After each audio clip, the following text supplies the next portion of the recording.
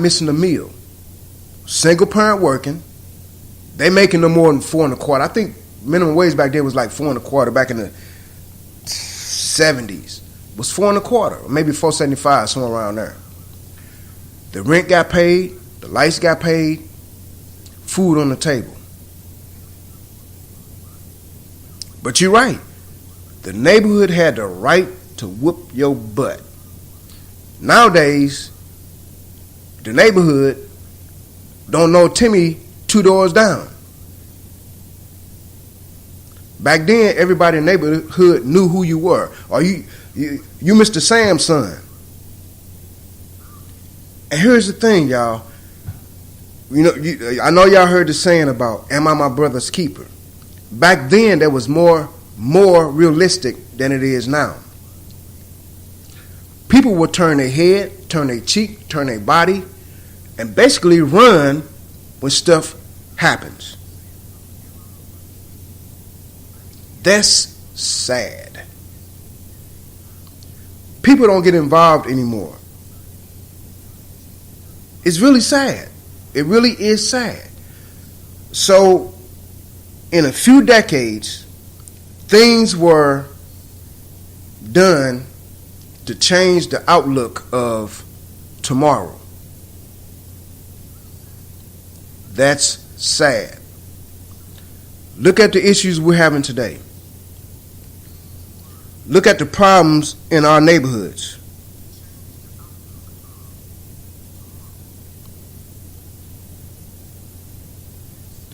And Big L, you're right. Back in the day, you showed everyone respect. Even that wino standing on the corner turning up a 24-ounce can. You showed respect back in the day.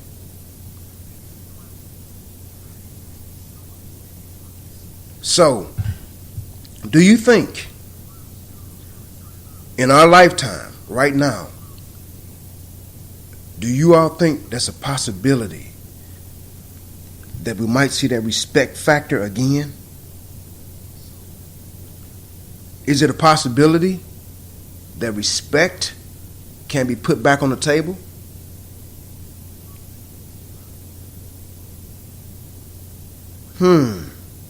That's something to think about.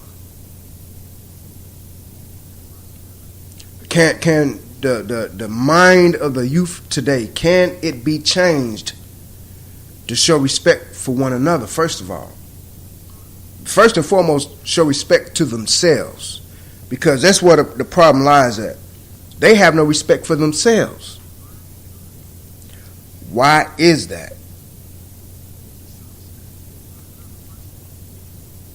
Why they don't have any respect for themselves? That's crazy. You know what? You can look at the news on any given day. Any given day, you look at the news, and the news has so much negativity. A lot of people don't even look at the news. They are in the business to give you stories. They're in the business to give you stories. 90% of it is negative, but they're in the business to give you stories. So how come they don't show positiveness? Because on any given day, there is positivity going on in every neighborhood. I don't care how bad the neighborhood is. There is something positive going on in the neighborhood. How come that is not reported? Why is the positiveness not reported? And there is a reason that they don't report positiveness in the neighborhoods. People talk less about positive than negative. Negative drives the he say, she say. It drives it. It cultivates it. It grows it. Crazy. It really is crazy. Wow. Something to think about, y'all. Something to think about.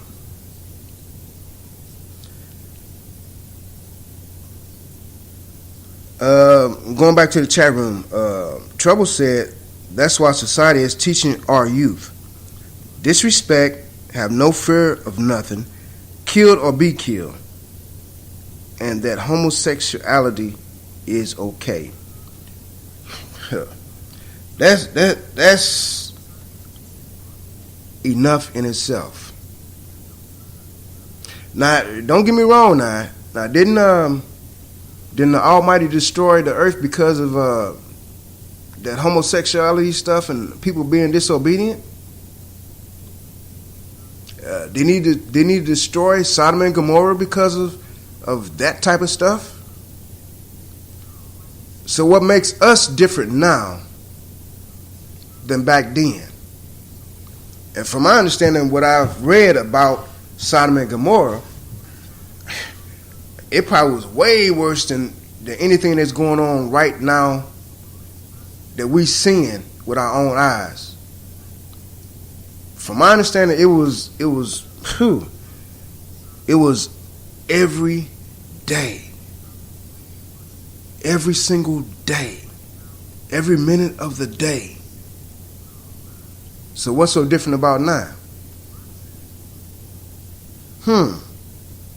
What's different about now?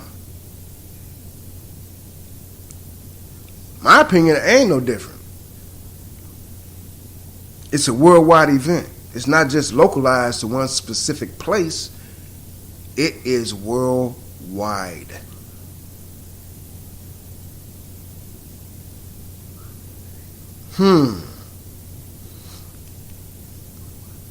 It's crazy.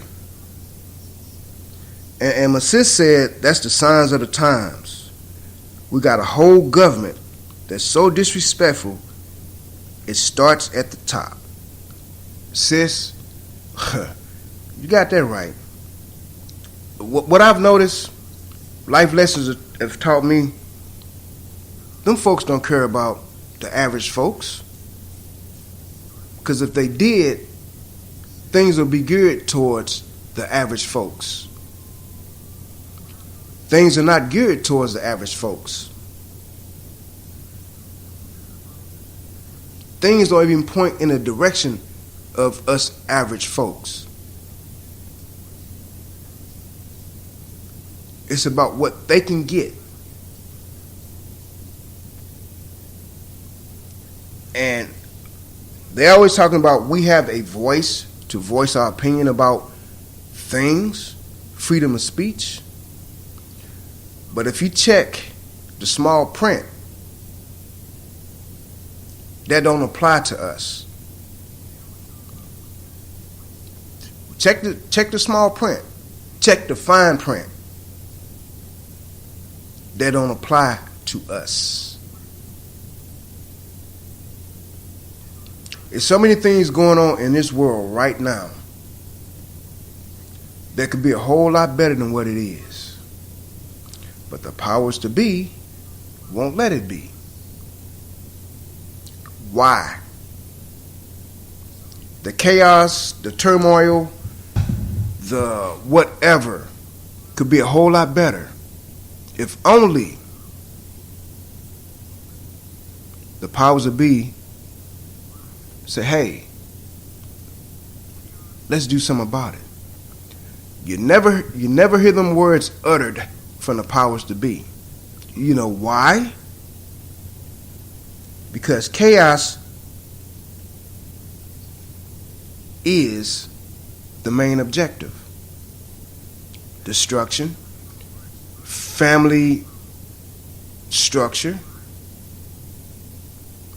to keep people down, to keep people in that frame of mind, and it has to do. It don't make no difference if you're colored, if you're Caucasian, it don't make no difference. That slave mentality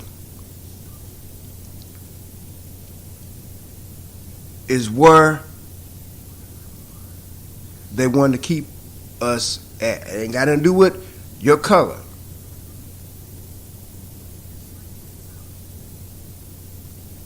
It has nothing to do with your color.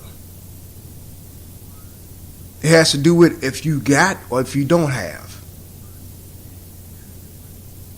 Most of us don't have. So the select few that has the privilege.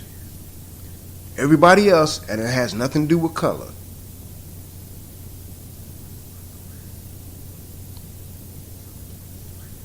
Some of us does better than others, so far as financially, monetarily, whichever way you want to call it. But you ever worked a job, made pretty good money, and you still struggling? What's wrong with that picture? What's wrong with that picture? You're still struggling, and you make pretty decent money. Is it because of that individual is outside of their means so far as their financial status? Could they have overstepped their financial status?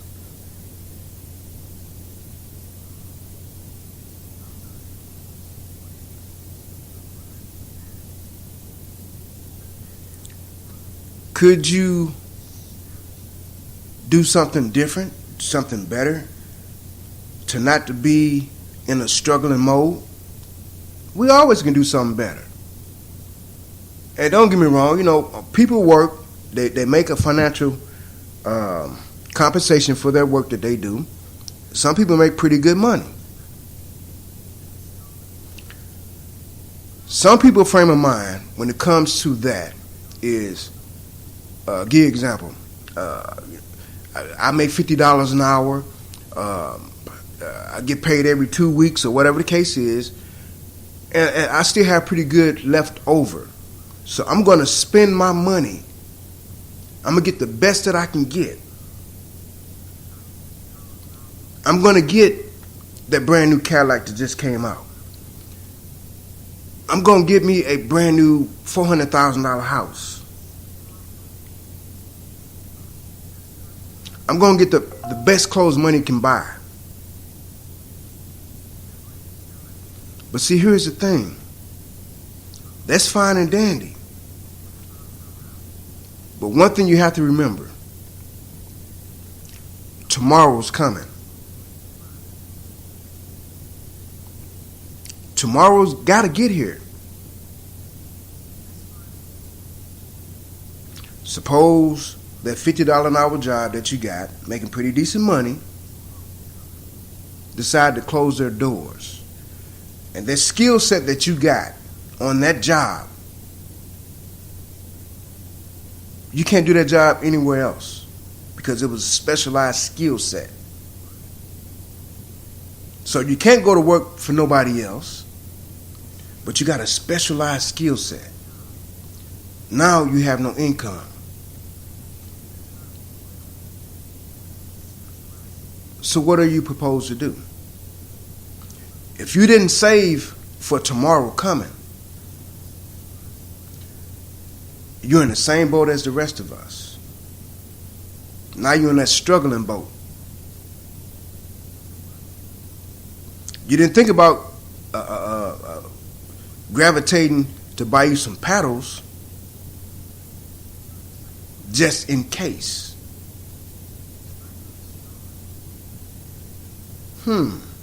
Something to think about. Tomorrow got to come, y'all. It's got to come. Y'all see the evidence of what's going on. A lot of jobs is folding up. A lot of jobs is letting people go. If you got so many years at a job,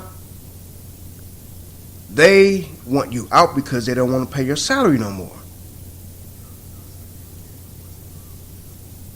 In this day and time that we're living in, jobs do not have.